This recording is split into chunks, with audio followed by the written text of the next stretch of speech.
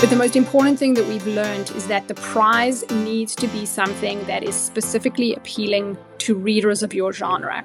So if you set up a giveaway where you say you can win these 5 books and a $500 Amazon gift card, you will get a lot of subscribers, but the quality is going to be really low. Welcome to the Written Word Podcast, the podcast for authors who want to build successful writing careers. I'm Farrell Vernon, and here with Ricky Woolman. This is the Written Word Media Pod.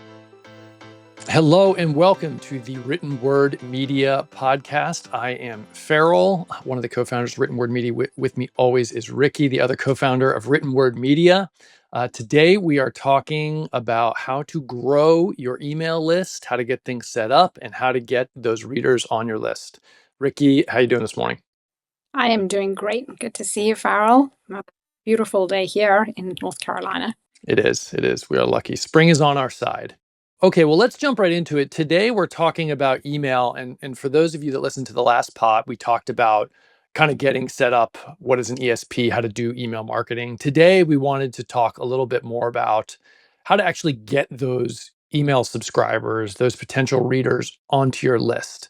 And, today we're going to go over both tactics, how to set some of this stuff up, and strategies and how to think about this. And I think this is something that every author needs to have, is an email list. They need to know how to manage it. So I'm excited to talk about this because I think this is one of the most important and often overlooked things that authors are dealing with today. Yeah, that sounds great. And I agree. Email marketing is basically the foundation on which Written Word Media is built. It's how we really help authors, and it's a marketing technique and technology that continues to give the best ROI to authors. And so I said this in the last pod, I really encourage authors to start setting up their author list early. The earlier you start, the quicker you actually have this asset that you can start reaping and getting rewards from.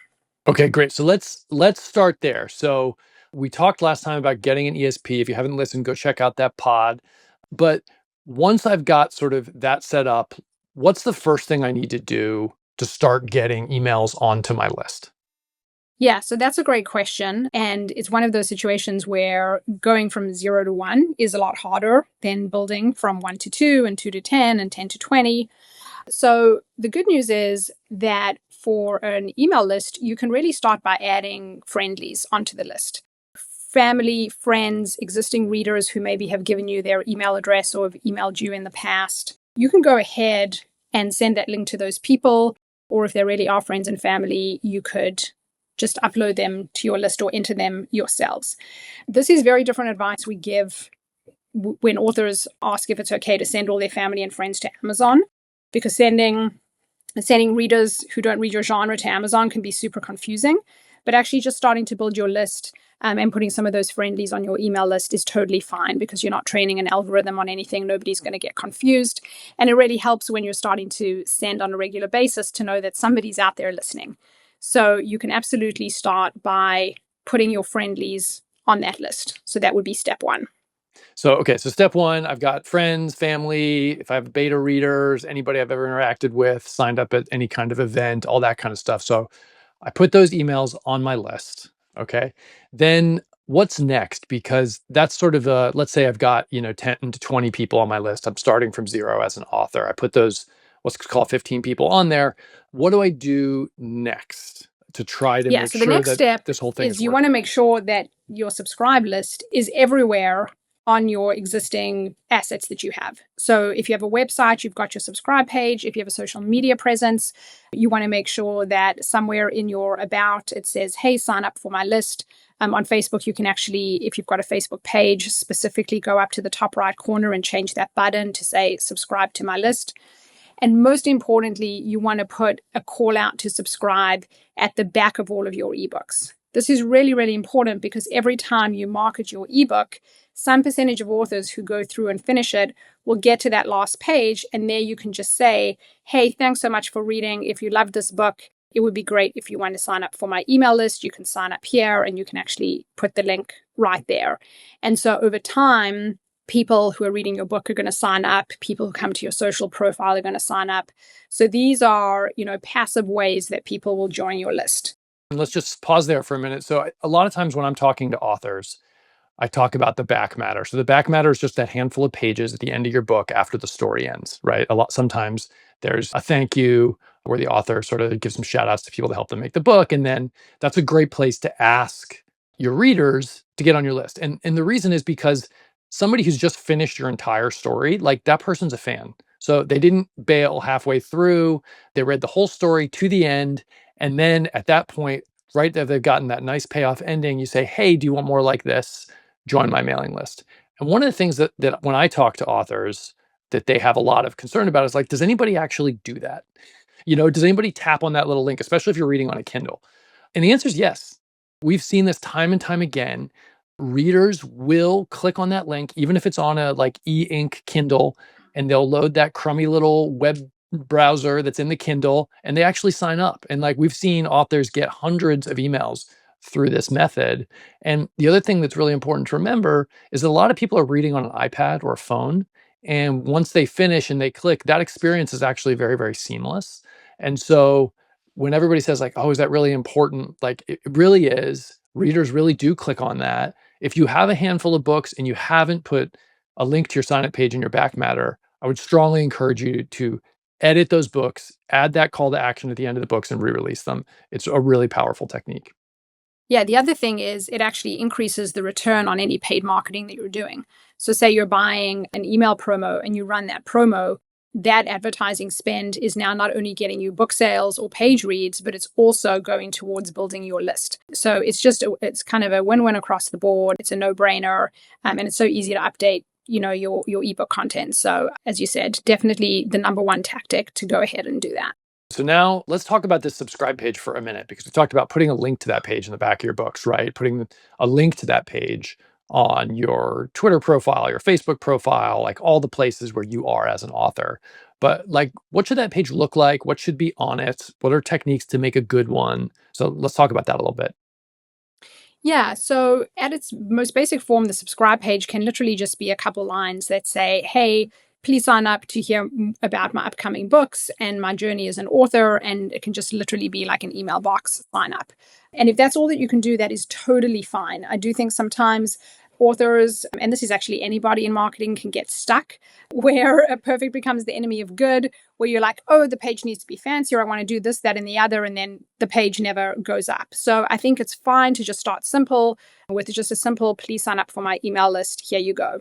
The technique that's most used in order to increase your conversion rate or get more people to sign up when they hit that page is to offer something in exchange to the reader. And this is called a lead magnet. And what this is you offer maybe a free ebook or a free novella to the reader who is signing up. And then in your welcome email, when you say, hey, welcome, you then say, hey, here's the link to the free novella that I promised. And so the subscribe page in that scenario would just be like, hey, I'd love it if you signed up for my email list. You'll get a free novella or a free copy of title of my book. Please sign up here. And there you go. And there are, BookFunnel is a technology that will help you manage the lead magnet. So it's really easy to download. You literally, can look at what their solution is. But that does tend to increase the conversion rate and the number of readers who will sign up if they feel like they're getting something free in exchange. Yeah, I think that's great. The other thing that I've heard authors do is setting up a lead magnet. Sometimes, like when you Google lead magnet, you get like all this crazy stuff. It's like can be totally overwhelming. And BookFunnel has a great product. And if you want to go check it out, that's great. But there's also simpler ways to do this. So if we talked a little bit last week about your welcome email, and that's the email that sort of says like, "Hey, thanks for signing up my list." So if you imagine you're a reader, you finish the book, you tap sign up for the email list, you enter your email, and you hit go and then you get a welcome email. And something that I've heard of authors doing for their lead magnet is literally just writing in the body of that email. So instead of creating a lead magnet as a published entity or thinking you have to do it, it's like, hey, sign up for my email and get like a mini chapter from this character's point of view. And then you just literally write 1,000 words, 2,000 words from a certain character's perspective in the body of the email. And then you don't have to sign up for any crazy technology and you quote unquote have a lead magnet because the reader is getting some content in their inbox after they sign up. So I think there's all these different levels of proficiency, right? You can, at the easiest, it's just like, hey, sign up for my list. And then that's it. And at the maximum, it's like, hey, get a free book by signing up for my list, which, as you said, will increase your conversion rate.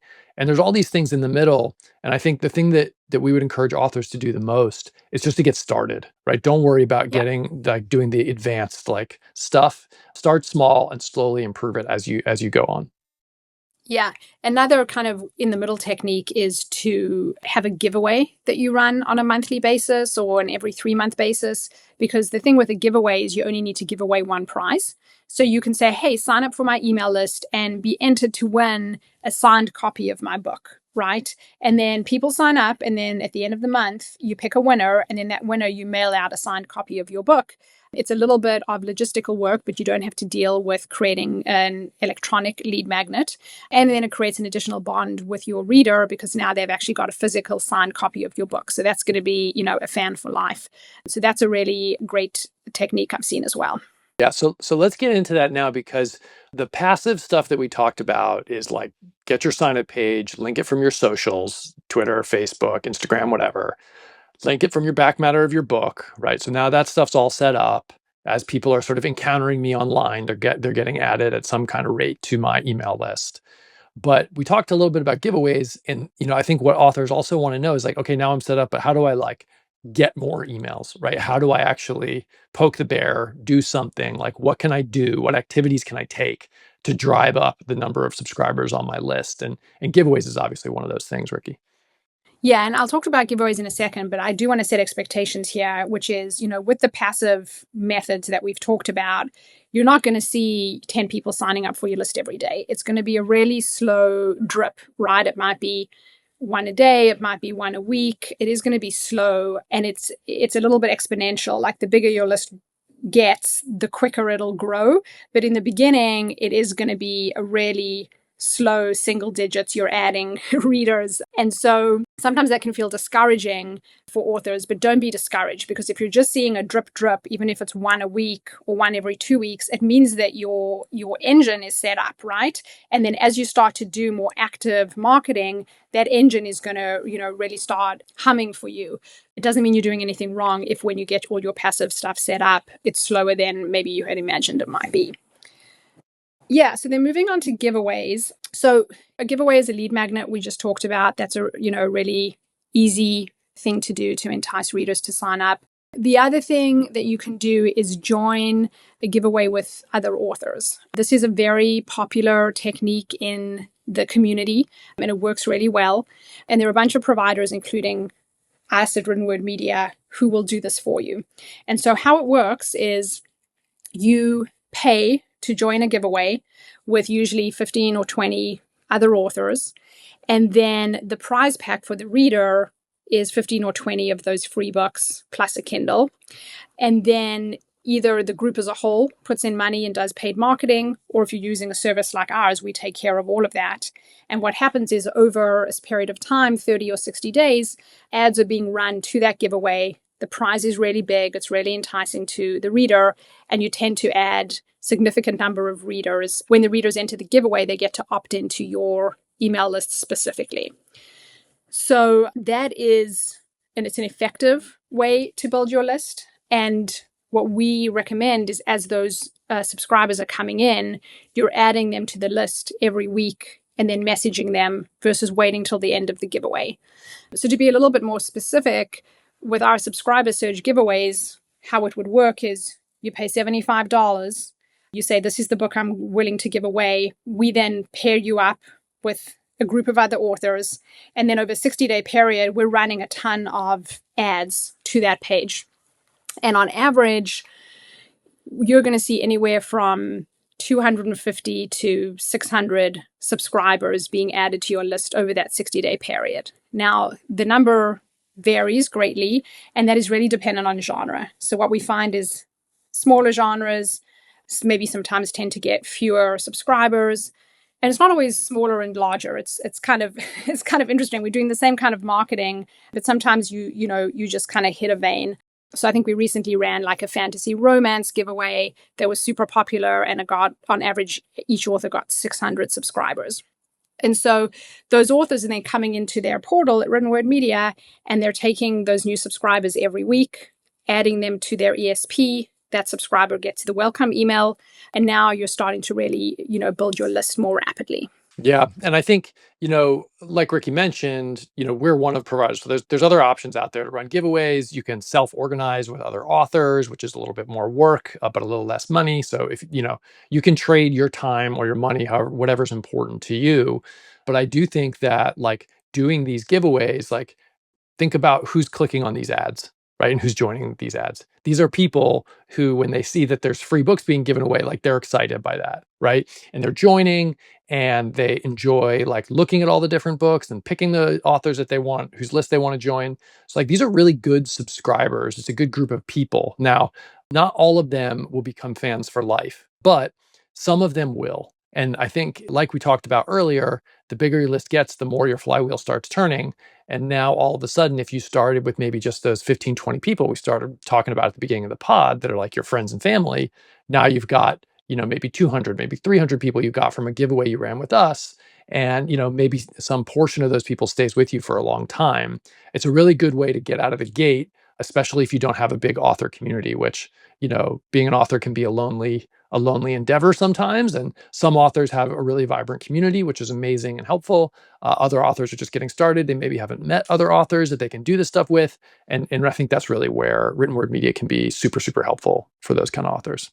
Yeah, absolutely. And if you decide to self-organize, you could do a smaller group. You could have 4 or 5 authors who get together and you're giving away, 5 books in a Kindle. You just need somebody in the group who can run the ads and send traffic. The trick here is you got to send traffic to the giveaway page. You have to set up the giveaway page, which is another, web asset that you will need. But the most important thing that we've learned is that the prize needs to be something that is specifically appealing to readers of your genre. So if you set up a giveaway where you say you can win these 5 books and a $500 Amazon gift card, you will get a lot of subscribers, but the quality is going to be really low because who doesn't want a $500 Amazon gift card, right? So anyone who sees that ad is going to be like, oh, I'm going to throw my hat in the ring. I'd love $500 on Amazon, but they're not really qualified. Versus if you do a Kindle e-reader, which is what we do with our giveaways, the only people who really want a Kindle e-reader are people who like to read, right? And are going to use the Kindle to read. The resale value's, low enough that it's not really worth people's time to try and win it and then resell it. So I just say be thoughtful about what you give away. Could be a Kindle, it could be, signed copies of your books. If it is swag, make sure the swag has got something to do with the genre or being a book reader or, the characters in your novel or your world. But I would recommend against some kind of generic prize like an iPad or a $500 Amazon gift card that doesn't really qualify somebody as a reader per se. Yeah, you want to do something that the readers in your life would like, right? Not something that everybody in your life would like. So that's the giveaways, and you can go to writtenwordmedia.com. You can figure out our subscriber surge giveaways, which is super easy. You can get it done in a few clicks, or you can find somebody else that does it to help you. But if an author is looking for something above and beyond, or something just a different technique besides giveaways, what can they do to start driving traffic or start driving subscribers that's not participating in one of these sort of sweepstakes based or giveaway based promotions? Yes, I'm going to give you 2. I'm going to give you one electronic and one IRL, as we like to say. So the just running ads to your subscribe page or to your lead magnet, that's another really effective way to grow your list. So if you are proficient in running Facebook or Instagram ads or TikTok ads, you could go ahead and just spend a little bit of money, $5 or $10 every day, where you're saying, hey, sign up for my list, get my free lead magnet. That's definitely going to accelerate how quickly you will build your list. The non-digital tactic is in-person events. So if you're going to a book signing at your indie bookstore, if you're going to any kind of, book fair where their readers are going to be there, I highly recommend that you have a clipboard, probably 2 or 3 clipboards with a sheet of paper that says, name, email address. Again, you can offer a prize, like sign up for my email address and someone will get a signed book at the end of the event. And have people actually sign up with pen and paper. And then at the end of that event, when you go home, you can take all those names and email addresses and you can add them to your list. And so again, it just makes those expeditions or outings that you're doing a little bit more worthwhile, because if you come away with 20, 50, 100 new people's emails who have also met you in person, those are also going to be really highly qualified subscribers to your list. Yeah, and a fun tidbit here that I'll share with the audience is, some people see like QR codes or like a fancy iPad, like at a booth at a conference or a signing or something like that.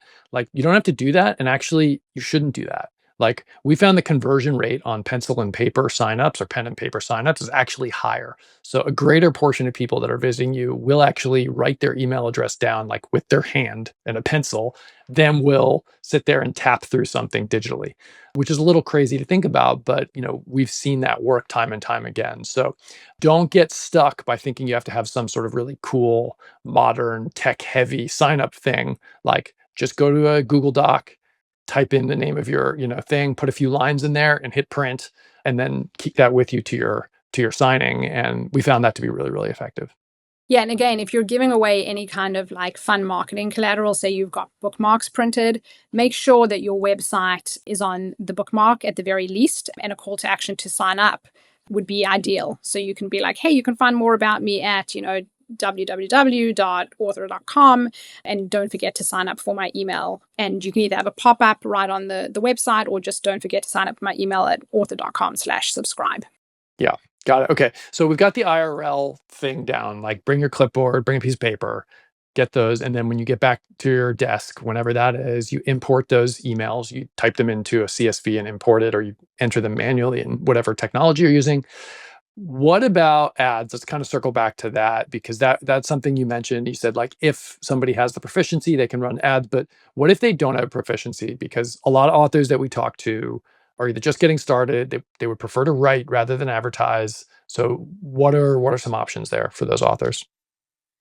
Yeah, so probably two options here. So, one option would be if you do have a social platform and you're comfortable posting, what you can start by doing is just posting an organic post. And I would recommend this anyway, like once a month. If you're posting regularly, at least once a month, I would do a dedicated post about signing up for your list, right? Whether you have a lead magnet or not, you need to say, hey, don't forget to sign up for my list so you get new and exclusive news, whatever it might be. Once you've done an organic post, if one of those organic posts seems to get like pretty good traction, you could always boost them if you're on Instagram or Facebook. If you don't know, how to boost, or even that is a little daunting and you don't want to have to manage your ad spend, then again, there are services out there. We have one that will run ads for you specifically to your sign up pages. So for our reader reach ads, you can come in, you can say, hey, I want to spend, $150, and I want you to direct really qualified traffic to my sign up page. And then that spend would go directly to sending people to the sign up page. And then you see those subscribers being added to your list. Yeah.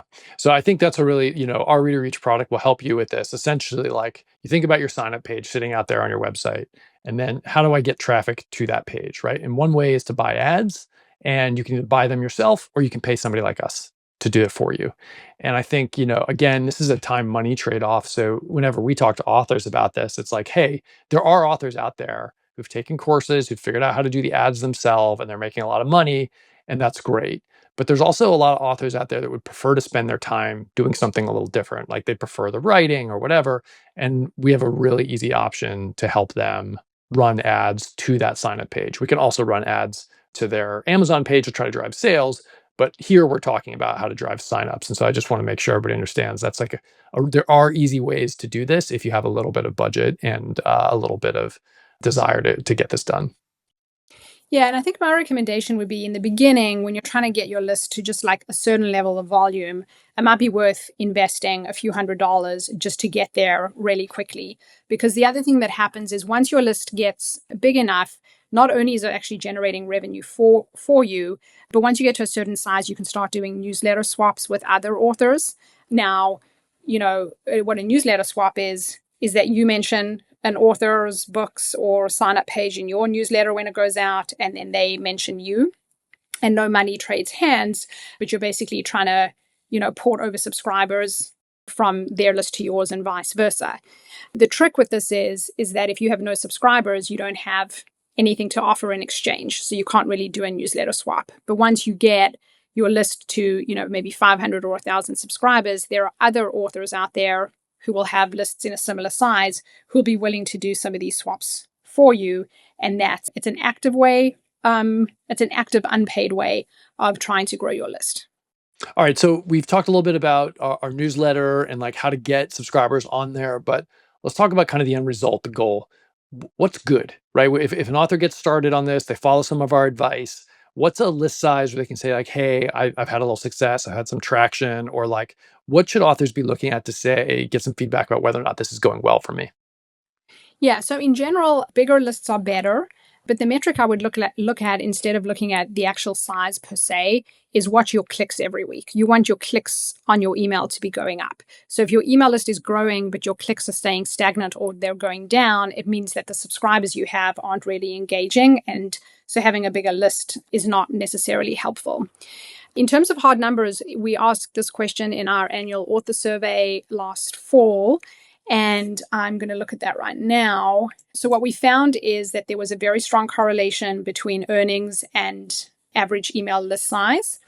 The authors, I'm going to start at the top end, the authors that were bringing in more than $20,000 per month on average had an email list size of 25,000.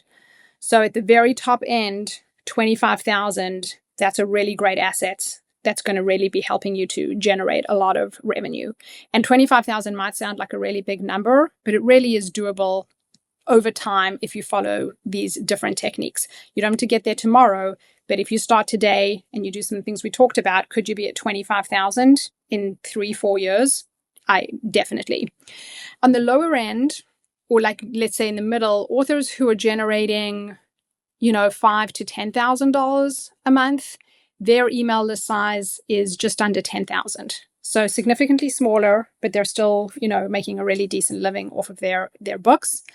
And then I would say kind of on the lower end, 5,000 email subscribers is what you really want to get at to actually feel like you're going to be generating a really nice return and a good recurring revenue every month. So I would say your first goal, 5,000, then 10,000, then 25,000. But like anything else, when you're trying to, hit a goal, I would break it down into smaller chunks. So just start off by saying, hey, I have 0 today. By the end of the month, I want 30. And 15 of those can be family and friends, and then 15 can be through something else. And then the next month, say, okay, can I double that number? Or by the end of the year, can I get to 500? So again, this is something that really compounds on itself. So instead of being like, I need to be at 5,000 tomorrow, break it down into small goals. And I would say if you can get 1,000 subscribers in your first 6 months to a year, that's a really great goal and would be really something to feel good about if you can get there. Yeah, I think breaking it down into smaller goals is such great advice because authors can get so overwhelmed. They look at some of these authors that are really successful and like, oh my gosh, how do I get there? That seems impossible. But like we talked about, if you're running a giveaway with us, you get a few hundred there, right? You run some ads, you get a few hundred there. And then like you're almost all the way to that 1,000 for your year, right?